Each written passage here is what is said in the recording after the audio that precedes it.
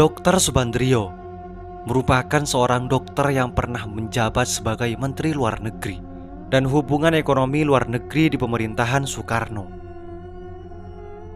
Kesaksian Subandrio tentang G30S 1965 tidak luput dari kajian para sejarawan yang mempelajari tentang peristiwa berdarah tersebut.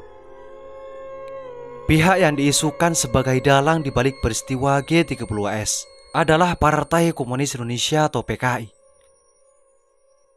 Setelah opini tersebut melebar dan menguat, penumpasan pun dilakukan, bahkan hingga menyentuh kursi pejabat pemerintahan Soekarno. Setidaknya ada 15 menteri di kabinet pemerintahan Soekarno yang diringkus karena disinyalir berhaluan komunisme. Subandrio termasuk salah satu di antaranya.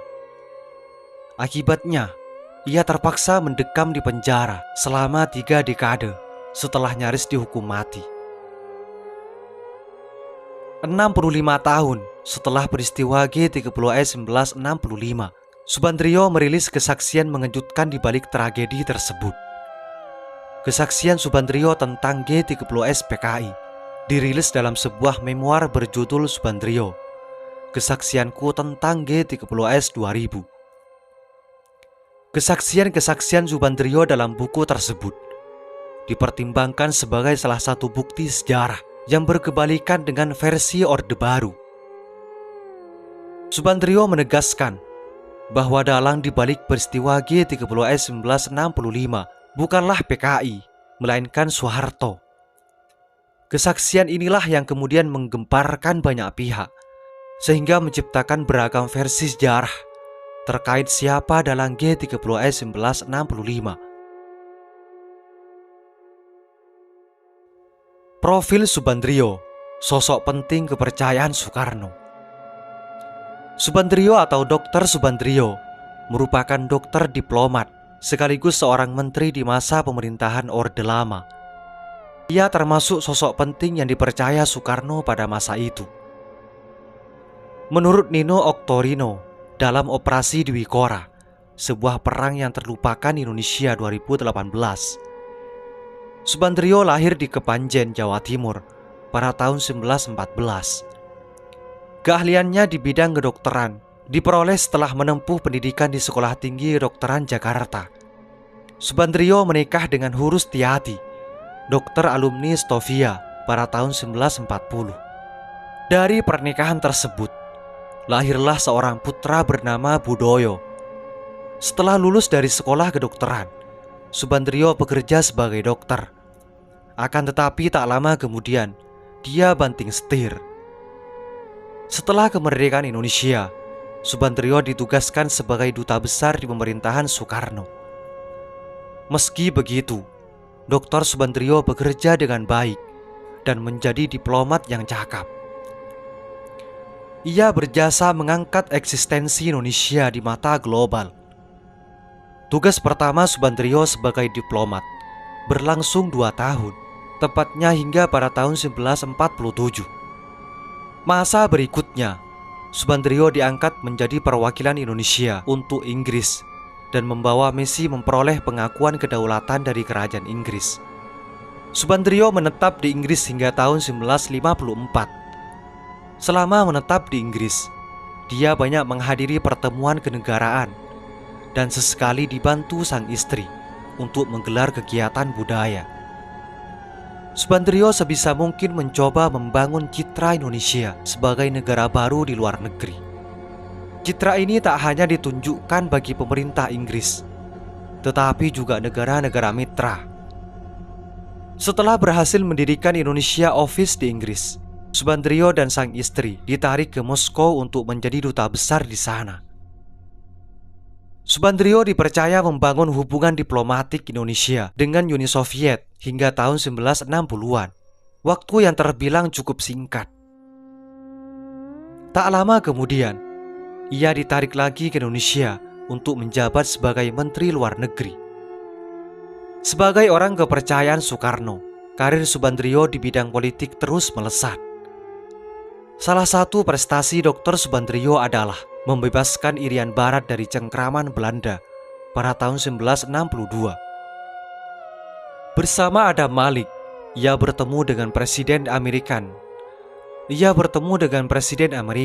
yaitu Kennedy, agar mau membantu upaya pembebasan Irian Barat.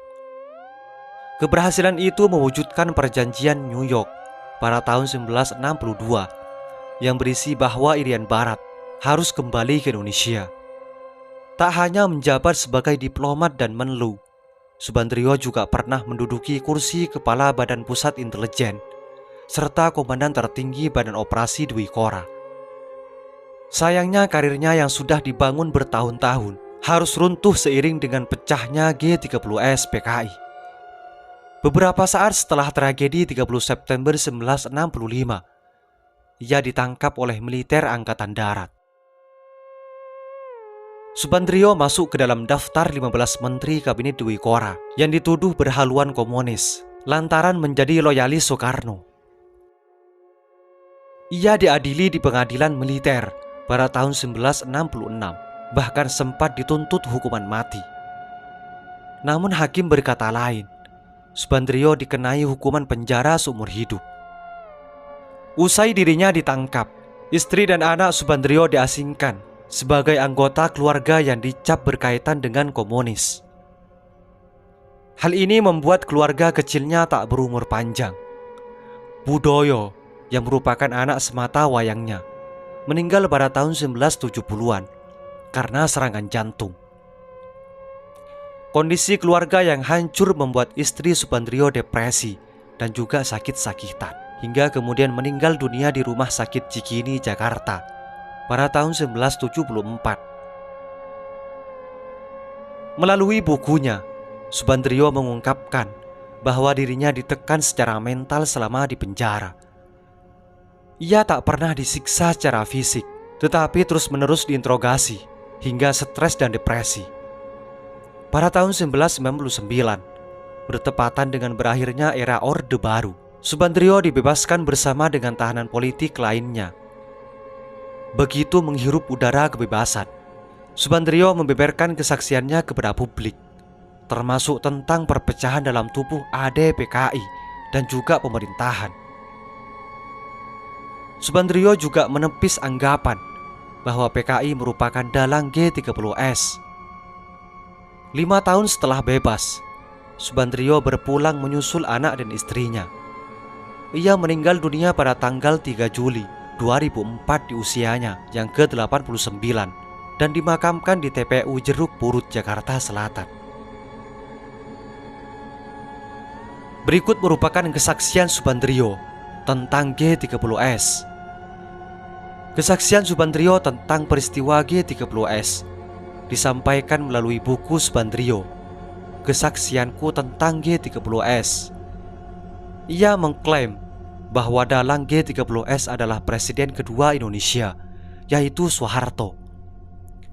Berikut beberapa kesaksian Subandrio tentang G30S. Pertama, adanya perpecahan di tubuh Angkatan Darat. Subandrio menyebut bahwa perpecahan di tubuh Angkatan Darat ada kaitannya dengan G30S 1965. Di era Orde Lama, ada dua kubu besar di Angkatan Darat, yaitu kubu Ahmad Yani dan kubu Nasution. Kubu Nasution saat itu memiliki kekuatan politik yang cukup besar serta mendapat dukungan dari rakyat. Bahkan menurut laporan intelijen yang diterima Subandrio, kubu Nasution berhasil memperoleh dukungan dari CIA. Soekarno memandang pergerakan kubu Nasution sebagai ancaman atas pemerintahannya. Ia kemudian membatasi pergerakan Nasution di militer dengan menugaskan Ahmad Yani. Hal inilah yang membuat hubungan antar kedua kubu semakin memanas. Angkatan Darat khawatir jika hubungan antara Nasution dan Yani tidak kunjung membaik, akan terjadi perpecahan di tubuh Angkatan Darat. Akhirnya dikirimlah Soeharto untuk mendamaikan Nasution dan Yani.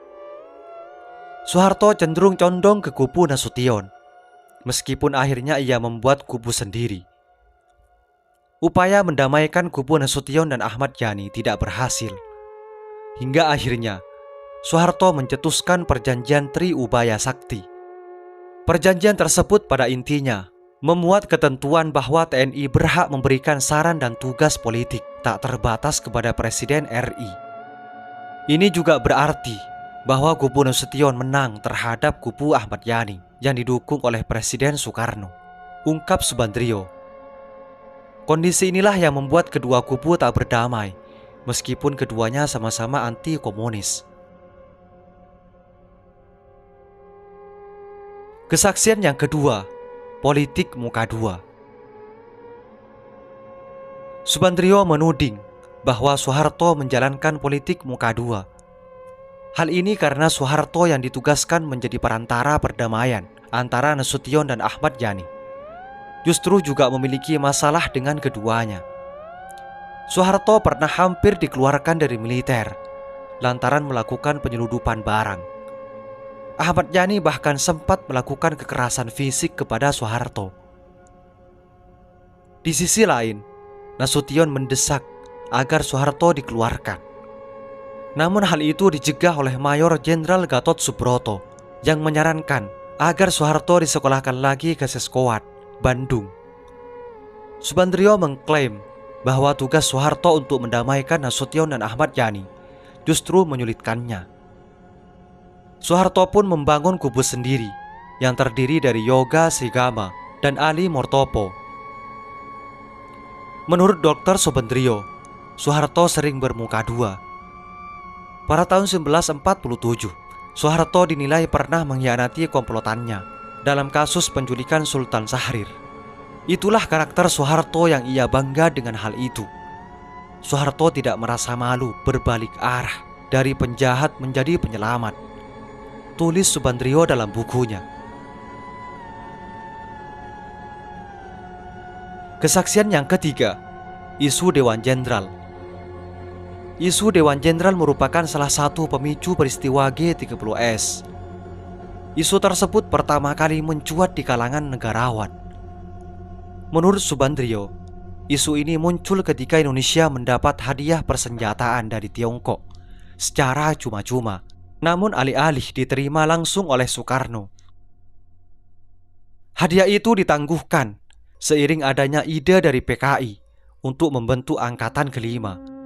Meskipun belum diputuskan, banyak yang berasumsi bahwa Angkatan Kelima ini adalah buruh tani dan rakyat yang dipersenjatai. Isu pembentukan Angkatan Kelima tentu ditolak oleh para jenderal militer, termasuk Ahmad Yani. Penolakan inilah yang kemudian memunculkan isu Dewan Jenderal yang dinilai ingin menggulingkan kekuasaan Soekarno. Menurut Subandrio, Soekarno awalnya tidak percaya pada isu tersebut, hingga kemudian muncul dokumen Gilchrist. Dokumen Gilchrist adalah sebuah dokumen yang dahulu banyak dikutip surat kabar pada era tahun 1965 yang sering digunakan untuk mendukung argumen untuk keterlibatan blok barat dalam penggulingan Soekarno di Indonesia. Namun dokumen tersebut kemungkinan besar palsu atau sebenarnya tidak ada. Isinya kurang lebih menyatakan bahwa Inggris hendak membantu menggulingkan kekuasaan Soekarno.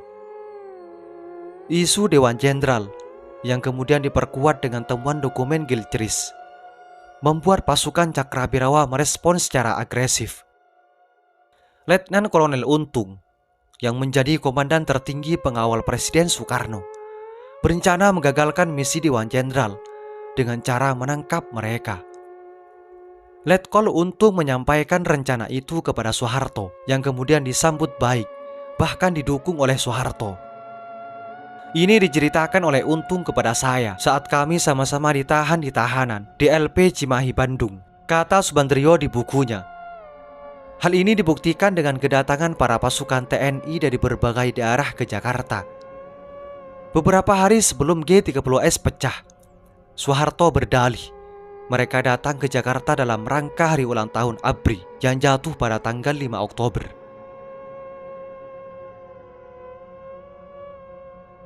Kesaksian yang keempat, penyakit Soekarno yang dilebih-lebihkan.